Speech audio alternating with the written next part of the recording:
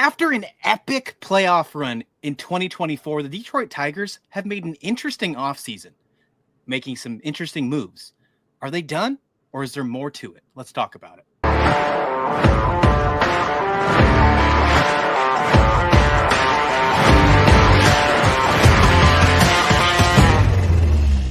Yes, welcome on into First Pitch, your daily MLB recap. I'm Christian Rao. You can find me on Twitter at firstpitch_MLB. Here with my good old friend Troy Brock, Troy B Baseball on the Twitter X machine, the sandbox of anything, I guess, these days. It's hard to tell if I like Twitter, if I don't like it these days. I really can't tell. It's such hit and miss when you get the good news. That's where I like the most things out of anything, Troy, is just getting like the updates, the passing bombs. I think that's why I'm still there.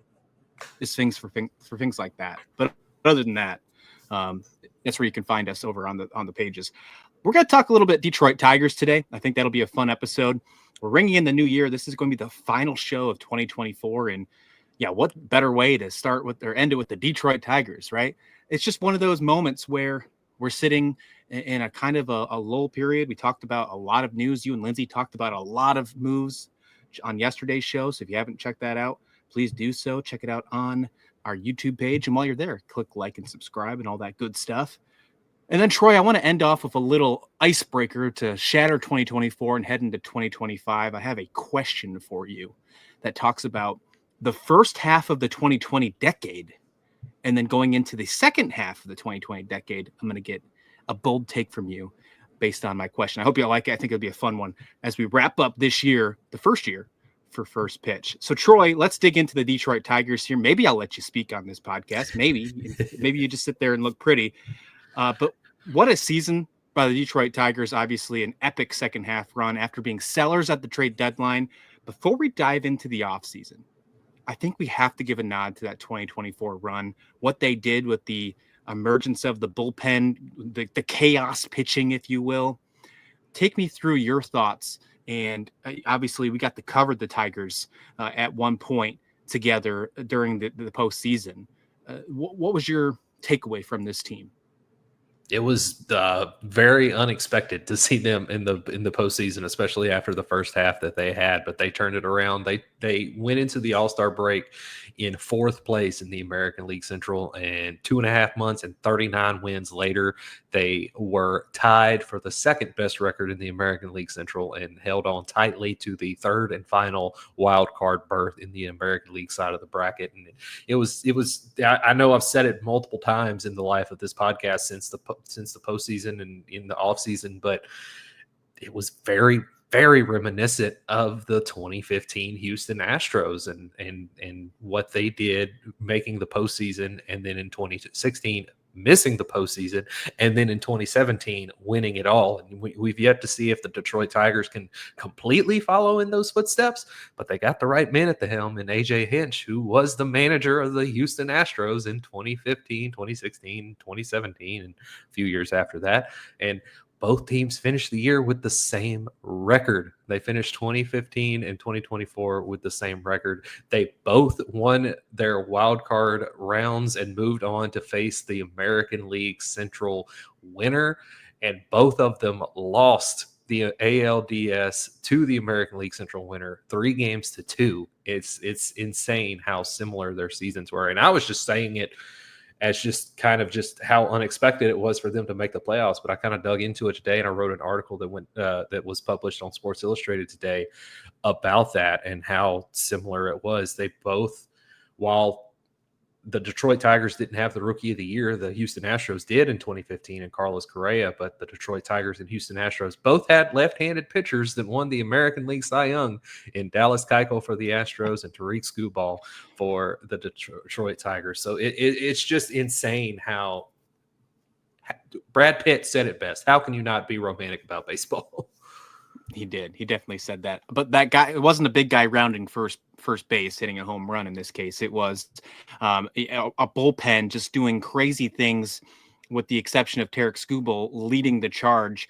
This is a season that they traded Jack Flaherty away. I mean, at the trade deadline, I think we all had a solid feeling like, okay, this team is going to finish the bottom of the AL Central. They picked up some really good pieces moving forward.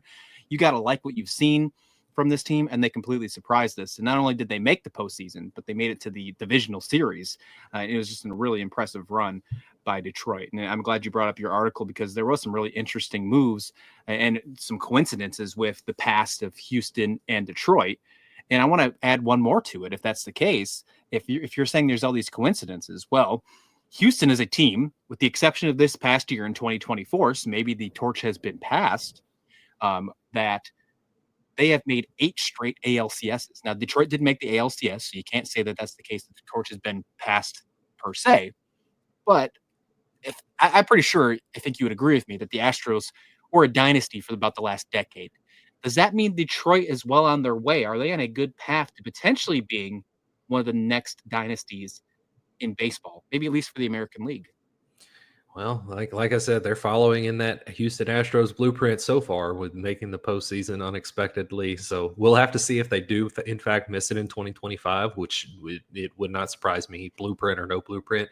And if they do, in fact, miss the postseason in 2025, but still finish over 500, the Astros finished 2016 with 84 wins and finished in 3rd in the American League West. So if the Detroit Tigers can finish 2025 with 84 wins and finish 3rd in the American League Central, then I'm going to have to put some money on the Detroit Tigers to win the World Series in 2026, because it's a given at that point. I've had the hardest time trying to project or predict, whatever word you want to use here, the AL Central when trying to do win totals or who's going to win a division for about the last 4 years, Troy. It has been that division that has just been a thorn in my side for the entire 2020s, it felt like. I have not guessed it right, not predicted that division right whatsoever. So when you hear my predictions for the AL Central coming up this year, maybe you should pick a different team. Maybe you should even expect them to finish last, because I have not got it right. I've done really good with every other division. I cannot get a grasp on this AL Central. Maybe it changes with a guy like AJ Hinch at the helm continuing to step up and what they've done with this young core. Why I wanted to talk about the Tigers is because they've made some interesting moves. And obviously, it's just like one of the deals that I'm talking about right off the bat is the Gleyber Torres deal. 1 year, $15 million. His numbers don't really feel like it works great at Comerica. And I know Lindsay and you kind of had a conversation about this on a past episode a few days ago. I didn't have a chance to step in here. But overall, when you look at this new team, Gleyber's obviously going to play second base. There's a strong possibility that you could either get a Gleyber Torres that struggles because his game doesn't play well at Comerica, or you can have a great chance of a team that is on the cusp of being a potential American League favorite, at least one of them, with a second baseman that has an OPS of over 800. That's a great sign, because you didn't have that kind of potential last season. You obviously have to make some moves. Colt Keefe moving the first base is an interesting choice. It kind of leaves Spencer Torkelson on the outside looking in. What do you think about this batting lineup right now? Do you see any holes? I mean, right now the oldest player on their starting rotation, according to Fangraphs, I shouldn't say rotation, starting batting lineup, is their catcher Jake Rogers, who take like 2 or 3 years off because of the beautiful mustache. I mean, it's a young lineup, but the team has made so much progress that they're a playoff contending team. Do you think this is another playoff contending lineup in 2025? I do not think it's a playoff contending lineup in 2025. I think that what is going to help the Detroit Tigers the most going into 2025 is that they're really not the only team in the American League that has done essentially nothing. I mean, like you said, they did sign Gleyber Torres to a 1 year, $15 million deal. They also signed Alex Cobb to a 1 year, $15 million deal. Other than that, they've done pretty much nothing to improve themselves. Their defense is taking a step back with Gleyber Torres at second. Fangraphs has Javier Baez being a bench player. So you're not going to get the lack of production offensively at shortstop, but you're going to get the lack of defense because you're going to have Trey Sweeney. I'm not really too familiar on his defensive capabilities, but I know that Javi Baez's calling card is his defense. He is a glove first shortstop, even if he has taken a step back from what he was in years past. But it's a team that is going to be leaning heavy on their pitching staff, and they're best bet is just the American League as a whole is going to be even weaker than it was in 2024. And we saw how weak it was just this last season. And it's going to be even more so in 2025. See, I lean a little bit the other way. I do think this team still has what it takes to move forward. Now, I do think they caught lightning in a bottle last year. I don't think that there's no doubt about that. But when it comes to these young players, I think that they can easily take a step forward. And I think they can rise to the challenge and be one of the top teams in the American League. This team is exciting. But I think a lot of things have to go right for that to happen. There's no doubt about it. As I mentioned with the Torres deal, his numbers, his profile doesn't play good in Comerica. But there's also been some moments where, Torres has just surprised us his entire career. There's been some moments where he's just been a complete dud. And if he wasn't a Yankee, he'd probably be a DFA candidate. But then there's some other moments where he has been an all-star type player, a reason why we talked about him as a top prospect, why he was the marquee player moved years ago from the Cubs to the Yankees. Like there's reasons, we still have that type of player.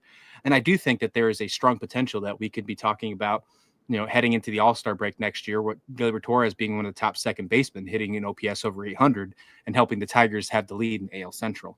I think the biggest issue, though, Troy, is the fact that the way that they got to the postseason last year was, one, they had a great platoon support. They did really good playing against lefties, righties. They worked really good off the bench. Hinch is a great manager. There's nothing, I can't take anything away from Hinch and how he does. But he even said this. On the opposite side of the ball with the pitching staff, Troy, what they had to do, the chaos pitching of utilizing the bullpen, it's not sustainable for 162 games. And you mentioned that Alex Cobb is their only pickup so far, 37-year-old Alex Cobb, which compared to everybody else on this roster, he's going to be like the grandpa of the team. He's going to be like the only one that's close to collecting an AARP card. He's going to sit in the middle of this rotation. And that's not a bad thing to say. According to Fangraphs right now, Tarik Skubal, obviously number one, your ace, Reese Olson, your second, Cobb in third. You got Casey Mize sitting at your fourth starting pitcher, and then Jackson Jobe as to round up your rotation. And there's some youth there. There's some excitement there. But I think if we've seen anything all year long in 2024 with some of the top teams in baseball, is you need a lot more than 5 starting pitchers heading into a season to be successful. 162 games is a very long season. If they want to be successful, I think they have to add at least 2 more starting pitchers before spring. Yeah, I 100% agree. You look around the league and you look at the Dodgers specifically, who they've signed all these guys who are some of the best pitchers in the sport when they're healthy and on the mound. And they have way more than 5 there, and they're more than likely going to be bringing in even more still. Lindsay and I talked about it yesterday. We both expect them to bring back Clayton Kershaw still. It just hasn't happened yet because, he's old and they've got other things to worry about before they get around to sign an old man Kershaw. But and the Braves are a quintessential team of having multiple pitchers and pitching depth. I mean, they lost Spencer Strider last year, and Chris Sale came in and won the National League Cy Young, and then they had multiple guys that they just rotated in and out of AAA and the injured list, and they're one of the better teams in baseball at working that pitching depth. And the Phillies have really been lucky with their pitchers staying healthy for the most part, with especially their top end pitchers in Zach Wheeler and Aaron Nola, who has never been hurt throughout his career, I would add. But it's just you have to have that pitching depth, and right now it is one of the most top heavy rotations in baseball that the Detroit Tigers have, with Tarik Skubal and then Reese Olson and then Alex Cobb. And so it's just, that's another reason why I don't think they're going to be a playoff team in 2025. All right, put on one of your band t-shirts here, Grateful Dead reunion tour, something like that, Troy. Let's talk two-sided when it comes to this case about potential reunions. And let's talk on the flip side of, upside on a reunion. Is the potential of free agent Jack Flaherty, the one you just traded away at the trade deadline, could you see a destination of him returning to Detroit to follow Skubal once again? And would it make sense, not only for Flaherty, but for the Detroit Tigers to do something like that?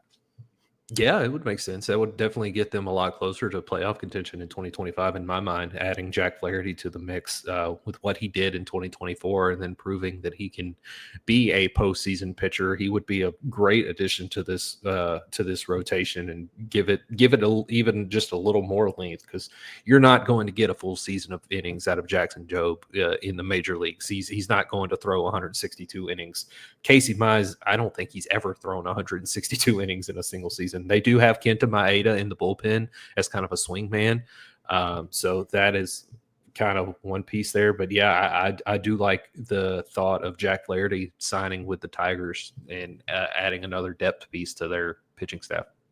Yeah, you talk about depth pieces as well. Kiter Montero had some good outings as well last season. I think he was close to a no-hitter or had a no-hitter at one point. He's a good depth piece as well. But yeah, I think Flaherty would be great to bring back. Now, I don't know if he'd want to, because he obviously wants to live on the West Coast. I think that was a huge asset. And I think right now, I think the exception of him and Nick Pivetta, I think Flaherty's got probably the edge over Pivetta right now, but is probably the best free agent pitcher left on the market. Maybe him returning to Detroit, a team that traded him to add more capital. And now that they've added more capital, you could bring him back almost like in a Aroldis Chapman styled kind of addition that we saw years ago. I brought up that trade twice in the same episode. Isn't that crazy? But I think that'd be really fun. All right, flip side here. This is a more fun portion, a more fun reunion. Justin Verlander and Max Scherzer are still on the table. And just for the fact of it, I mean, obviously we saw them with a decline, but Verlander still had a 4 WAR last year with his decline. Scherzer still had about a 3 WAR last year. If you can get them on a decent deal, because they're getting money almost everywhere else, especially Scherzer with their deferrals and all that good stuff, maybe a come on home, let's finish it all off in Detroit, and maybe make one more run. Do you pull that trigger? Oh hell yeah, I'm 100% down with that. That you don't need either of them to be aces anymore, and they can't be No. aces at this point in their career. You don't need either of them to throw 162 innings. Have them at the back of your rotation. Have a 6 or 7 man rotation, and just add them in there to eat innings and finish their career out where it started. I'm going to go out on a limb here and say out of the 3 we just mentioned, at least one of them will be a Detroit Tiger when it's over. And I'm leaning that it won't be Flaherty. I think we'll get at least Justin Verlander or Max Scherzer back in a Detroit Tigers uniform in 2025. The baseball fan in me, and not just the Old Dominion alumni fan in me, wants it to be both Scherzer and Justin Verlander, because I'd love to see that. I mean, come on, that 2012 Detroit Tigers pitching rotation, get that back. Let's just, and obviously you can't get it all back because like Anibal Sanchez isn't pitching anymore, right? But it would be really cool to see Verlander and Scherzer hop back in the Tigers uniform when they're still doing good. And obviously Verlander has history with AJ Hinch. And obviously he has history with the Detroit Tigers. It's not a far-fetched thing to say. And we just talked about at the beginning of the show, the only player really that has any type of age on this team is Alex Cobb. And you bring in some veteran pitchers for this young pitching staff, show them a thing or two. Not only will those 1-year deals help your team eat innings, it could potentially help the rest of that roster build moving forward and start building that franchise, that dynasty that we're talking about, that they're trying to mimic what Houston coincidentally they have over the last 5 or 6 years. Troy, I think it'd be a really fun addition, but not only do I think it's fun, I think it kind of makes sense. Yeah, absolutely. I'm right there with you. I do think that when it's all said and done, by opening day of 2025, Justin Verlander is going to be in a Tigers uniform. Just because he seems like that kind of guy that's poetic like that. It's like, oh, this is where I got my start. I'm going to get my finish here. And Scherzer's kind of iffy, but it would be fantastic for the baseball landscape just to get those guys back in Detroit for one more year. Something tells me that those won't happen until we're like a week out from spring training, though. So they'll be like very late additions if that's the case. Yeah. All right, let's wrap up this show and let's wrap up 2024, because I think that this was one, first of all, thank you for joining us on this adventure as we just got started. We're only a couple months old here at First Pitch. Daily MLB recap. We've been bringing it to you every single day with the exception of a few holidays and maybe a few internet power outages every now and again. But other than that, we have been bringing it to you and we plan to continue to do so all the way through 2025. But before we get to 2025, let me give you one to end the season. We're entering the second half of the 2020s, Troy. Isn't that crazy? Feels like it was just crazy. 2020, just a blink of an eye ago.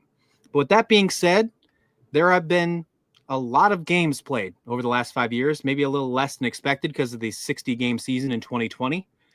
But out of that, who do you think has the best record since 2020 in baseball? Best record since 2020 in baseball. I am trying to rack my brain here and see and think of which teams had 100+ win seasons. I'm going to say the Dodgers. Absolutely right. This is the easy one here. Dodgers had a 458 and 250 record since 2020 for a win percentage of 647. Second place, the Braves with a 590. The Dodgers over the last 5 years have had 41 more wins than the second place team in all of baseball. Dodgers have been completely killing it in the last 5 years. No doubt about that. Okay, who do you think has the worst record in all of baseball since 2020? I'll give you a hint here. Winning percentage, 439. I want to say the Marlins, but they made the postseason. So I think they made the postseason twice in that stretch. So I don't think it's them. I'm going to say the Colorado Rockies. Colorado Rockies is incorrect. And what's crazy about that is the Colorado Rockies are not even in the bottom 5. Insane, wow. Right? Last place, the Chicago White Sox, 311 and 397. Second to last place, the Angels, 312 and 396. One game. The Marlins you talked about, 313, 395, only 2 games. Bottom 3 teams in baseball are divided by 2 games over the last 5 years. Out of those 3 teams, and for the record, the Detroit Tigers, who we've been talking about all podcast, 6 worse over the last 5 years, 330 and 376. I think that changes in the second half of the decade. But we can't talk about them. Let's talk about the 3 teams to end it off here. Between the White Sox, the Angels, and the Marlins, the bottom 3 teams of the 2020s so far. Who flips the script? And can any of them be a top 10 team record-wise in the second half of the 2020s? Can it be the White Sox, the Angels, and the Marlins? And if so, what team will it be? I think the team that has the best chance of doing that is the Los Angeles Angels with how things stand right now. The Chicago White Sox have really no major league talent to speak of and a not much better farm. And that is the same exact case for the Miami Marlins, who continue to sell off all of their major league talent. And it's just a matter of time before Sandy Alcantara is on the move to another team and they get nothing in return for him. So I'm going to say that the Los Angeles Angels have the best bet at doing that, but I think they'll be closer to a 15th to 20th team when it's all said and done still. Awesome. I love it. All right. And last question here to wrap up this show. We'd mentioned the Dodgers and the Braves as the top 2 teams in the 2020s. To round out the top 5, the Houston Astros, the Tampa Bay Rays, and the New York Yankees. Out of those 5, who makes the biggest step backwards? Who falls the farthest in the second half of the 2020s? Tampa Bay Rays. They're the least set up for success. Plus, they don't really have a home to play in right now. so they it's going to be in my opinion, it's going to be the Tampa Bay Rays. I'm with you. I agree. I think that you hit both of them on the head. I would have said as well. I would not be surprised to see maybe a team like the White Sox shock us. Maybe at the end, the very end. Maybe an ownership changes that, though. Who knows? But maybe in 2028, 2029, when we're still talking about this on First Pitch, maybe our color scheme will be different by then. But other than that, we'll still be here getting you Monday through Friday. Maybe we'll be talking about how good the White Sox are. And when we're talking about the Detroit Tigers being a potential dynasty, maybe we'll be talking about the White Sox. I don't know if we'll ever be doing that, but that might be a fun thing to keep in mind. Did you ever think we were going to be talking about teams like the Milwaukee Brewers being a top team in the leagues, or, just teams, just lots of conversations this last 5 years, I never thought we would have in baseball. Things have really changed, and I wonder how many more deferral contracts we'll have in the next 5 years as well. Lots of things to talk about in 2025. But Troy, obviously you got some writing coming up on Sports Illustrated. Where else can they find you on social media? Yeah, just on Twitter at Troy B Baseball. That's about it. All right. Everybody, enjoy your New Year's. We'll see you back here next year, but don't worry. It'll only be just a few hours away. Take care. This has been First Pitch.